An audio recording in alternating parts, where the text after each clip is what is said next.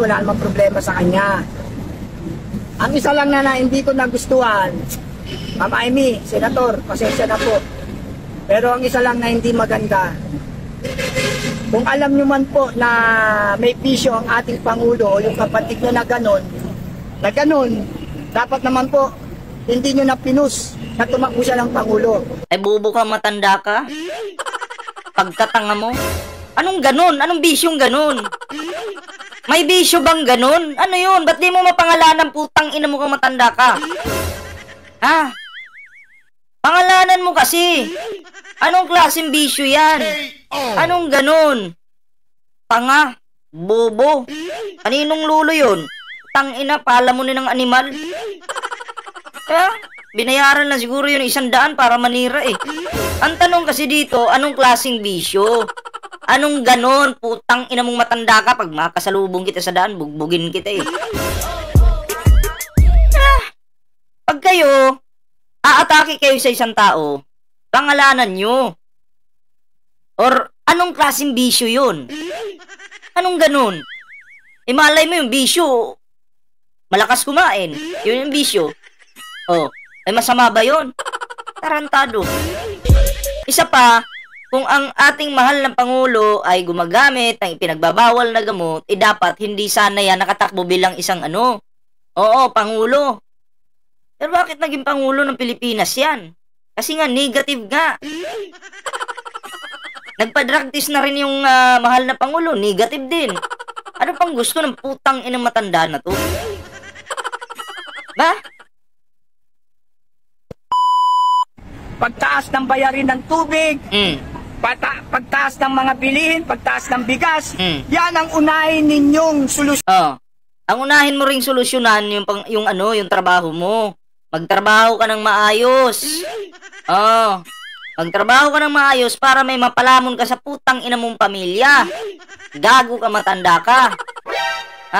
Hindi yung panlamon ng pamilya mo, iaasa mo sa mahal na Pangulo. Kasi ang Pangulo ng Pilipinas, hindi naman po yan, wala po siyang kapangyarihan na pabagsakin bigla yung presyo ng mga bilihin. Kahit sino pong maging presidente, wala pong ganun. Siguro kung unti-unting proseso, pwede yun. Pero kung biglaan po, walang ganun. Klaro po yan gago ka, matanda ka. Sarap mong sampal-sampalin sa bunganga no? Wala kang silbing animal ka. Tarantado ka. Gawan nyo ng solusyon kung paano mapapagaang ang buhay ng mga mahihirap na mamayang Pilipino. So ang paggaan ng buhay mo, iaasa mo pala sa gobyerno. Ang gobyerno magbibigay lang ng trabaho. Okay? Hindi para pasarapin ang buhay mong gago ka. Yun. Ang gobyerno, 'di ba? Nagtatrabaho para sa mga Pilipino. Hindi nagtatrabaho para sa'yo para pagaanin, pasarapin ang buhay mo.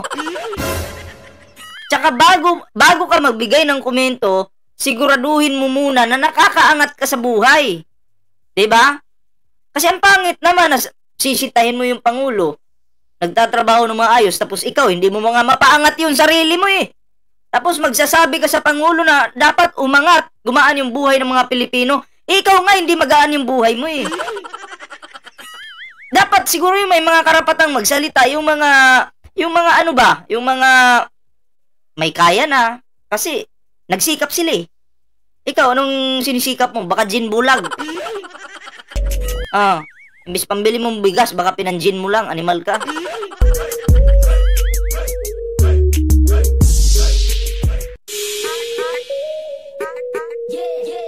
Bigyan ko lang jacket to bababuyin ko lang yung lulor nyo ngayon Tang ina kang matanda kang hayop ka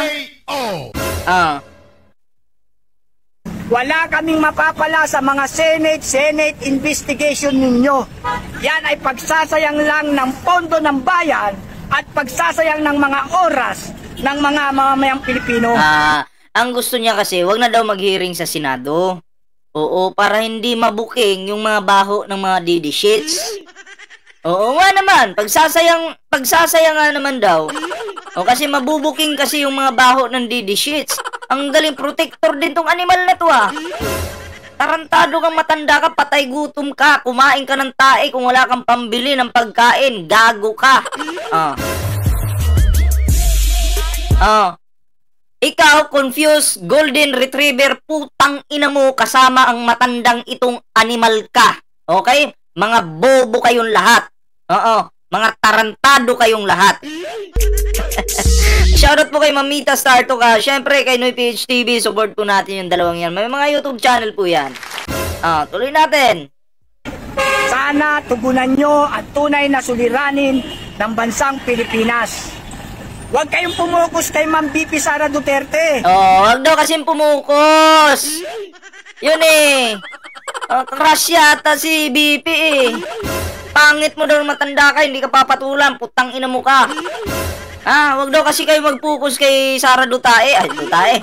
Kay Fiona. Fiona tuloy. Kay Sara Duterte. Grabe na itong dila ko, palagi nagkakamali. Ay, nako.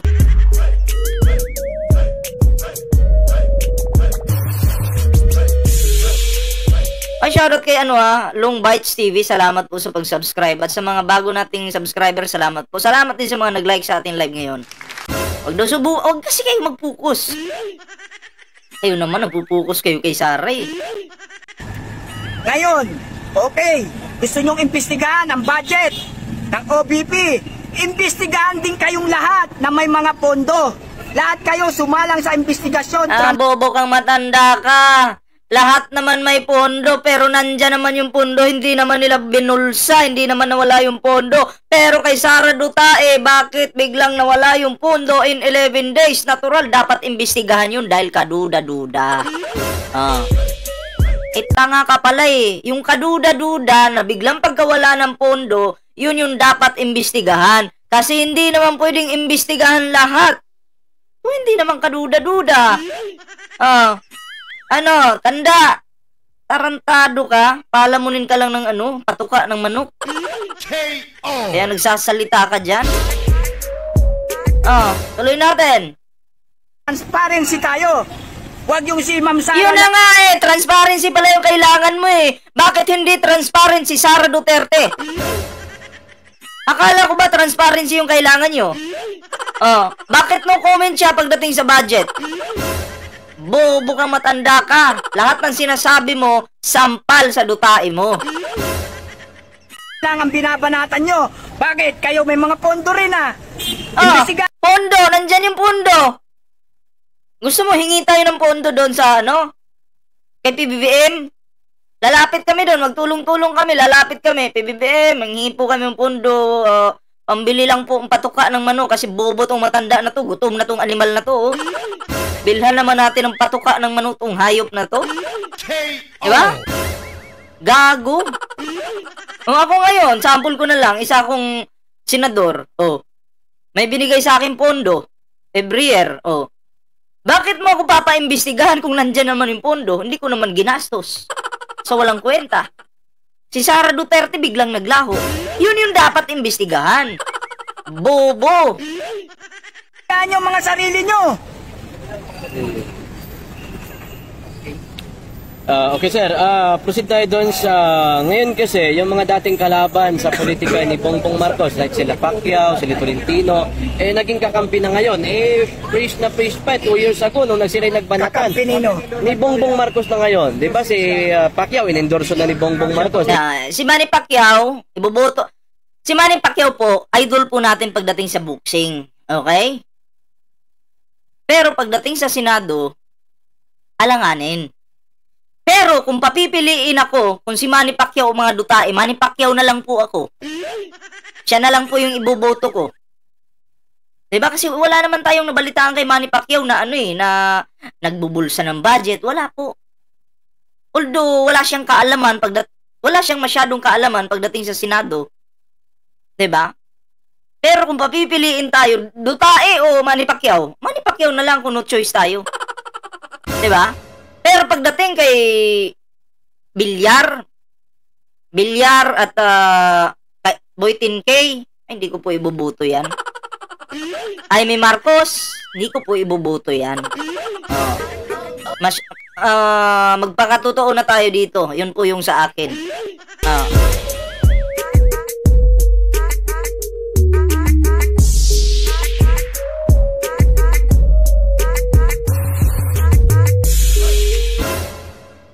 Wait lang guys, wait lang. Wait.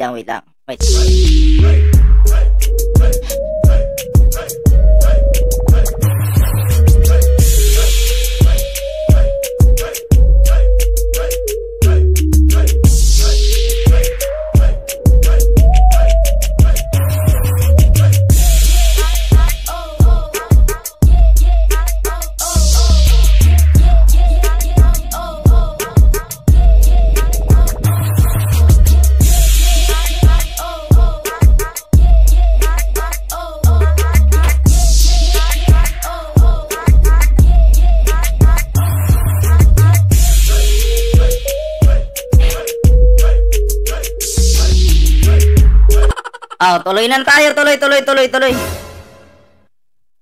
Bilang senador this coming election 2025. Ano pong nakikita mo dito? Ang nakikita ko dyan, mga mangga.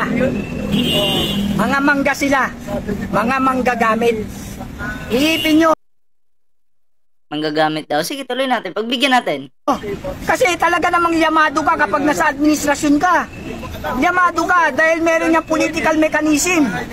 Nasa kanila ang posisyon, nasa kanila ang power, nasa kanila ang pera, nasa kanila ang pondo. So dyan kayo nagsiselos.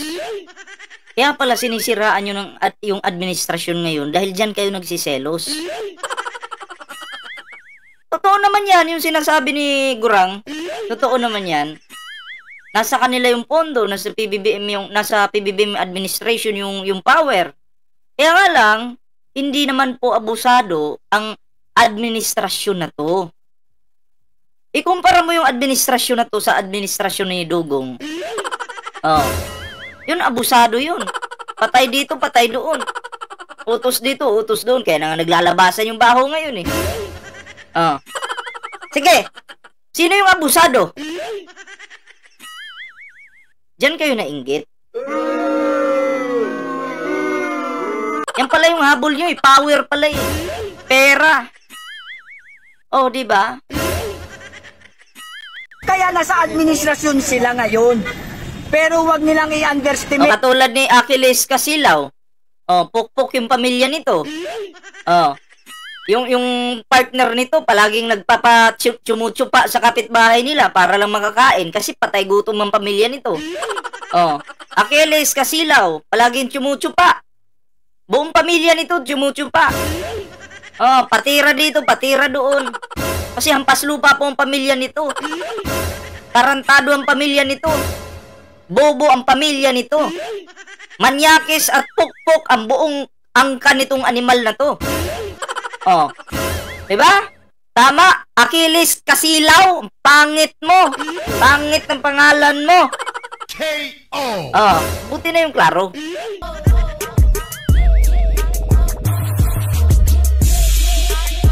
Buhay pa ba?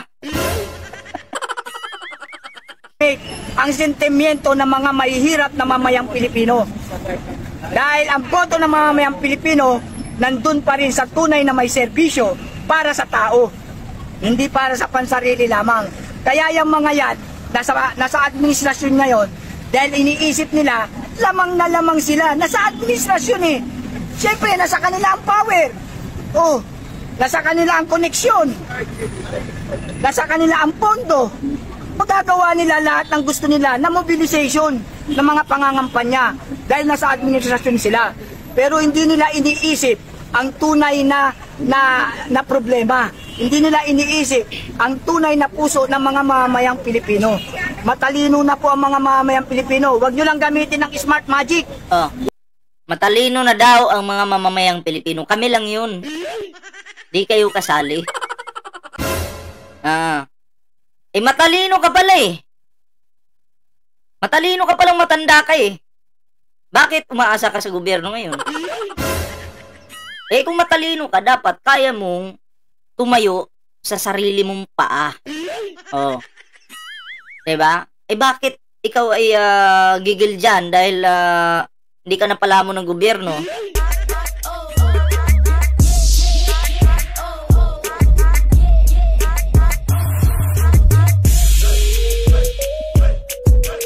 Sabi niya noon Frozen Soul. Pakisabi po kay kuya, baka makalimutan niya bumili ng tuyo. Ay, inutusan yung bumili ng tuyo to, tapos tatanga-tanga na sa daan. Bobo ka, matanda ka, pinabili ka pa nalang tuyo. Tapos kung ano-ano na yung mga pinagsasabi mo diyang animal ka. Huwag nyo lang gamitin ang pandaraya, hindi na kayo mananalo. Ay, shoutout po sa 150 likes natin. Salamat po. Alam mo, gago kang matanda ka, patunayan mo kasi na ang Pangulong Bongbong Marcos nandaya. Kasi kung sinasabi mo na ang Pangulong Bongbong Marcos nandaya, ibig sabihin pati si Sara Duterte nandaya. KO! Kasi tandem sila eh. Bago kasi kayo magsabing nandaya ito si Juan, si Pedro, labasan nyo muna ng ebidensya. Oh. O katulad kanina, sabi mo, ay may Marcos, yung kapatid mo may bisyong ano. Anong bisyo? Ano? Ayun yung tanong. Oh. Tandaan nyo yan. Pero pag kayo nandaya, alam ng Diyos yan.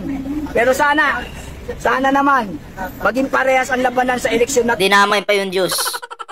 to. Kasi hanggat merong smart magic, wala pa rin tamang politiko na uupo sa gobyerno. Pananalo pa rin dyan ang mga artistang hilaw. Oy, Ruben Padilla, artistang hilaw ka daw. Hilaw ka pala eh. KO! Among matanda na to, pataka aragyaw-yaw, pati si kakampi niyang Ruben Padilla, binanatan. Ano pa rin dyan yung mga walang nagawa sa pamamahala kasi nga may smart magic. Kaya para sa akin, abolish muna yung smart magic na yan sakali man dumating ang panahon ng pag-eleksyon. Yung walang kabuhay-buhay na pamamahala, yun ang nilalabanan natin. Nilalabanan natin dito yung kahirapan. Nilalabanan mo yung 500. Kasi ang daming vlogger na nakaano dyan, ini-interview ka. After ng interview, ito yung 500, bili ka ng tuyo. 500 yung pinaglalaban mo dyan. Huwag kami. Bobo ka. May nag-comment dyan kanina, yung tuyo daw nung pinabili sa'yo, asa na? KO! Yung pagbabago sana na hinahangad nating lahat. Yun ang nilalabanan natin. Wala akong personal na galit dyan sa Pangulong BBM na yan. Kaya lang, hindi niya tinutupad ang pangako niya, hindi niya ginaganap yung mandato niya, talagang magre-react tayo dahil para tayo sa pagbabago at para tayo sa mamamayan at sa Teka, ano bang pangako ng Pangulo kasi? Oo. Sabi ni Dan TV, sa'yo tol, magkano? Unang-una, Dan TV, 125 million yung bayad sa akin. Pangalawa, hindi kita utol kasi galing kang kanal. Hindi kita ka-level eh. Oo, yung nanay mo, Dan TV. Oo, pukpuk. Pamilya mo, mga manyakis, pukpuk. Tapos tatawagin mo akong utol na animal ka? Kailan ako nagkaroon ng utol na mongoloid? Dan TV. Sige nga. Tatawagin mo akong utol? Hindi kita ka-level. Dumi ka lang ng aking kuko. Huwag mo akong tawaging utol. Ha? Nasa talampakan lang kita. Sasabihin niyo ako mayabang ako. Mayabang talaga. Kasi yun yung totoo. Diba? Nagigits mo? Mahiya kayo sa sarili niyo. Manalamin muna kayo. Tingnan niyo yung katawan niyong dugyot. Bago niyo ako tawaging utol. Galing kang kanal tapos sasabihin mong utol? Ha? Mahiya ka nga! isa natin. Yun ang hinihingi ng mga mamayan. Ang pagbabago ng antas ng ating mga pamumuhay. Yung magandang pamamahala. Hindi yung pangungurakot ang inuuna. Ngayon, puro sila nakapokus sa budget eh. Isa pa nga yan eh. May suggestion nga ako dyan sa budget na yan eh. Dapat personal kung... Rod Pancho, ipipin ko Rod Pancho, lihain mo yung tinggil ng nanay mo. Kasi putang ina, dahil sa sobrang gaspang ng tinggil ng nanay mo, naapektuhan yung mukha mo. Diba? Tingnan mo, wala kang profile. Kasi yung pagmumukha mo, oo, kamukha ng tinggil ng nanay mo. Diba? May alkitran. KO. Sampalin mo nga yung nanay mo. Next basher, next. Lahat po, pinapansin ko yan, pinapatulan ko yan, ha? Ito yung, alam mo, kaligayahan ko po ito ang pumatol sa mga basher dyan sa comment habang nagbibigay po tayo ng reaksyon. Oo, ganyan po tayo. Salamat po sa 190 thumbs up natin dyan, ha? Ganyan po.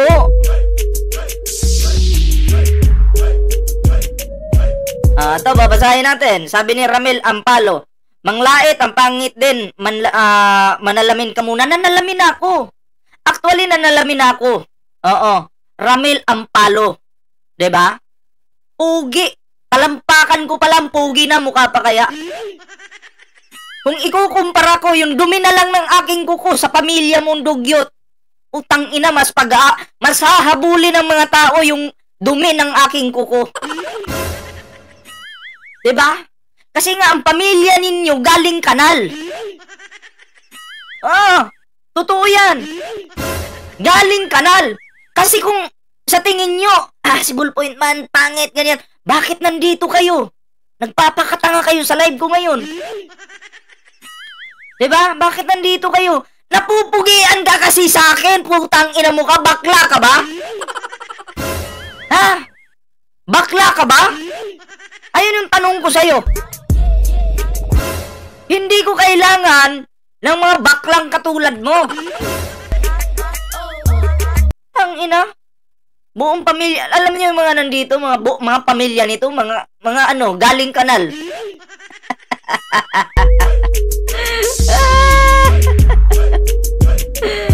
Wait lang, bigyan ko lang ng jacket tong iba.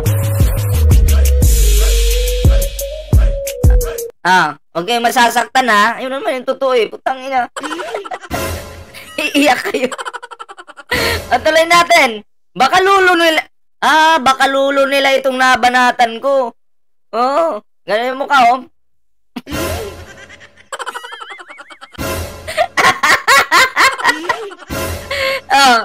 Dito po sa channel ko, welcome po lahat dito yung mga basher. Ibi-baby ko kayo dito. Baby. Tulog na, baby ko. Putang ina, ang pangit mo. Ay, nako. Sige. Laitan tayo dito.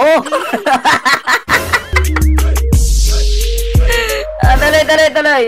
Kung sasabihin, akin sana yun eh. Yung kaso sasabihin ko na ngayon tungkol dyan sa budget. Proposal ko lang para sa budget. Lahat ng mga departamento na yan, mga senador na yan, mga congressman na yan, kung bibigyan man ng budget yan, dapat, bago magbigay ng budget, yung meron ng project. Nakuha nyo? Bago magbigay ng budget, meron ng project. Kaya nga ganito yung tanda eh. Diba? Halimbawa, isa kang senador. Bawat senador, naka-estimate yung budget niyan per year. Taon-taon, diba? Kasi challenge yan sa kanila eh. Challenge yan sa kanila kung saan ba nila ano bang project na gagawin nila. Ngayon, kung magbubulakbul sila at nanakawin nila yung budget na yan, may kalalagyan sila. Yun. Tanda. Gurang. Gets mo na? Feeling nito, nagtatalin-talinuhan tong gago na to ah. Wala naman silbi yung mga sinasabi. Wala kang makita na, wala kang marinig dito sa matanda na to na pinupuri yung ating Pangulo. Kahit maganda yung ginagawa ng ating Pangulo, ayun, paninira yung ginagawa. Mahirap ka na nga, nangihila ka pababa, lalo ka maghihirap niyan. Ibig ko sabihin, kapag meron kang project, doon pa lang magkakaroon ng budget. Ang ngayon kasing sistema natin, binibigyan na kagad sila ng mga budget even without proposal of budget, project. Ibig sabihin, halimbawa, bibigyan na to ng budget, pero wala pa namang proposal project kung ano. Basta ikaw, meron kang 20 billion para sa project mo. Anong project yon? Wala pa, di ba? Pero meron na kagad naka-release. Kaya ang dapat dyan, Ito kasi yung problema eh. Bakit ngayon lang kayo nagsalita ng ganyan kung ngayong si PBBM na yung nakaupo? Nung si Digong yung nakaupo, ba't yun yung sabihin yan? Diba? Kasi ang dating dyan, parang gusto nyo sirain ng administrasyon na to eh. Pero noon, di nyo kayang sabihin yan kay Digong. Diba? Okay sana, pagbibigyan ka naman eh. Kung ginawa mo pa yan noon kay Digong pa, walang problema eh. Ang problema kasi, ngayon ka lang nagsalita, ang gago ka. bago bigyan ng budget, may Shoutout kay Jonathan Vergara. project muna. Diba? Para magamit talaga yung pera, yung budget, sa proyekto. Hindi, may budget, wala pa namang project. Kaya yung minsan, ghost project ang nangyayari. Lumabas ang budget, pero walang project. Get or no get? Bigyan ko lang jacket. Okay sir, bilang ho kayo, isa po kayong dating loyalista, yan po sa inyo. Hindi na ako loyalista ngayon ha. Dati. Okay, ano yung... Ang bubo ng matanda na to, dati nga eh. Dati! Ang ina, no, nag-aantay ng tuyo, hindi ka pa daw bumili.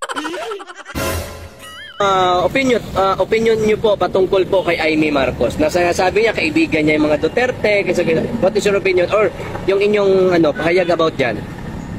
Si Ma'am Amy, okay naman sana si Ma'am Amy, wala namang problema sa kanya. Ang isa lang na hindi ko nagustuhan, Ma'am Amy, Senator, pasensya na po. Pero ang isa lang na hindi maganda, kung alam nyo man po na may bisyo ang ating Pangulo o yung kapatid nyo na ganon, dapat naman po. Anong ganon? Anong bisyo? Anong ganon? Anong klaseng bisyo? Maraming klaseng bisyo eh. Pwedeng sigarilyo, pwedeng alak, pwedeng droga, pwedeng mukbang, adi ka sa paglamon ng mga kung ano-ano, pagkain. Ang tanong, anong bisyo? Diba? Hindi mo masabi ano. Kasi paninira nga yung ginagawa mo. Sabihin mo kung anong bisyo. Hindi yung magpapaikot-ikutin mo pa yung ano. Kala ko ba matapang ka? Eh ako nga, pag sinabi kong si Digong, ang bisyo niya, marijuana. Sinisip-sip niya yung marijuana. Sinisip-sip niya yung utot ng demonyo. Sabay buga. Yun yung bisyo ni Digong. Bisyo niya yan. O ikaw magpangalan ka rin. Anong ano? Kung tatay kita, hinulog na kita dyan. Wala ka ng silbi. Hindi nyo na pinus na tumakbo siya ng Pangulo. Nakita nyo resulta. Nagkakagulo-gulo tayo ngayon. Lagi Tayo lang nagkakagulo. Huwag mo kaming idamay. Chill lang kami dito. Press 1 sa chill. Chill lang, press 1. Dinamay pa kayo, nagkakagulo daw tayo. 'Di ba? Parang tanga. Ay, salamat po kay Jerry Ramil sa kanyang pakulay. Maraming salamat po sa blessings. Sabi dito, nagmamagaling kagaya ni Silian, wala naman alam, batas puro nonsense naman pinagsasabi. Bugok, pangit nga, pangit pa ugali. Yun na nga eh. Alam nyo kung maganda yung ugali mo, kung pangit ka, bawiin mo na lang sana sa ugali.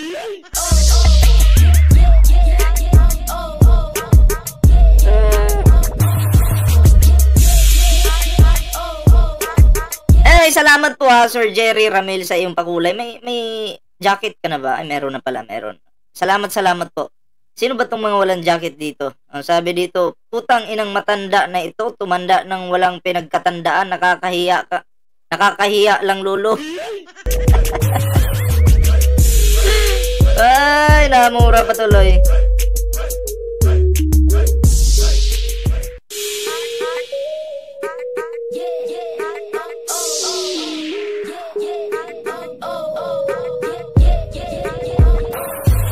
Okay, tuloy natin. yan sa kapakanan ng bayan at pamayan. Hindi po nakasalalay yan sa kinang ng pera.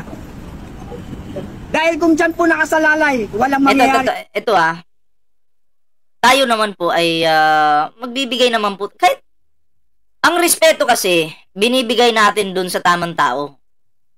'Di ba? Ngayon, kung matanda ka na, pero bastos ka sa ating Pangulo, hindi mo deserve respetuhin. Okay?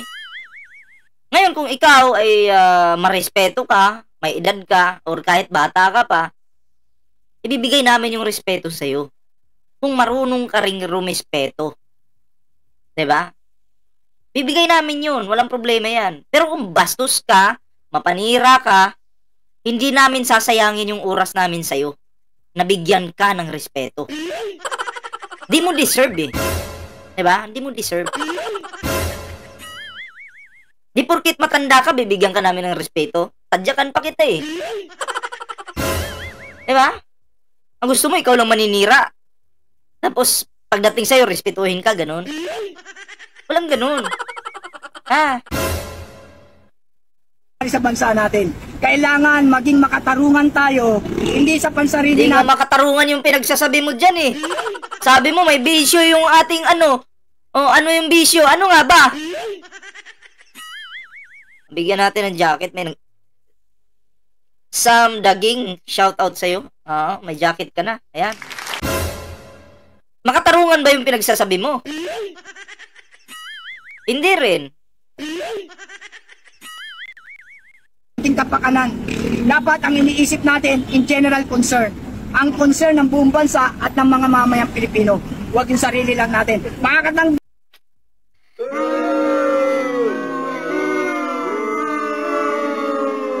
Dapat ang iniisip natin yung concern ng mga mamamayang Pilipino, wag yung sarili lang natin. Tapos, anong ginagawa nyo? Ang iniisip nyo para sa inyo lang. Hindi pang kalahatan. Yun yung totoo. Diba?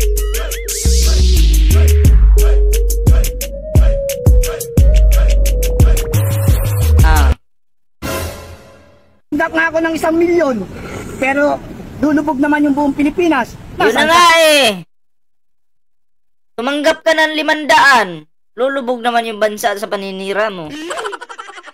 Eh buti sana kung 1 milyon. Ipan 500 ka lang eh. KO! Kawawa. Kaya hindi tayo pera-pera pagdating sa boto. Ngayon,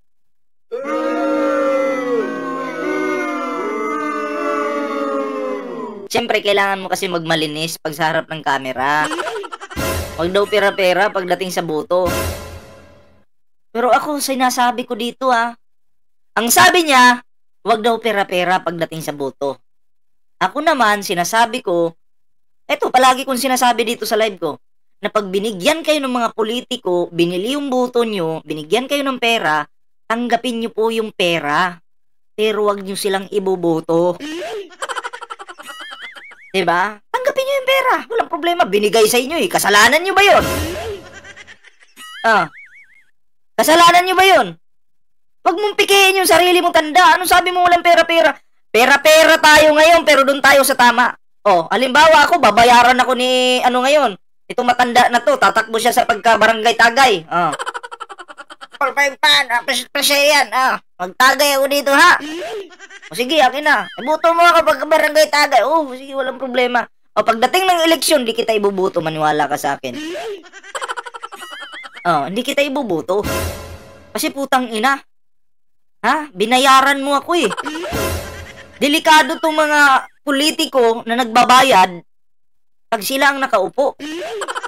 Delikado tong mga to. Pag sila yung nanalo, ubos ang budget.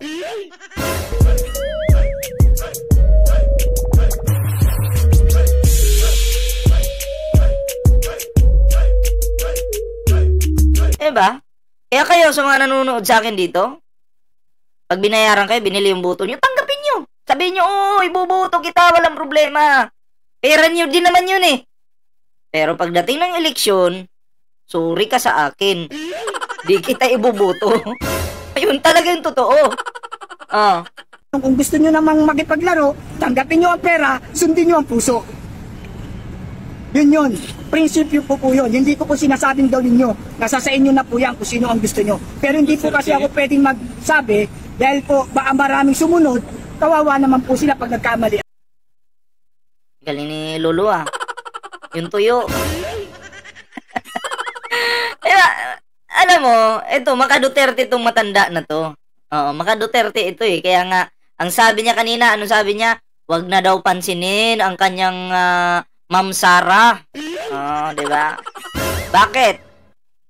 Bakit hindi mo papansinin? May mali na eh. Naghahanap kami ng pondo. Tapos sabihin mo, wag pansinin. Ay nako. Anyway, yun lang muna yung ating reaksyon sa matandang ito. Next topic na po tayo sa Next topic na po tayo.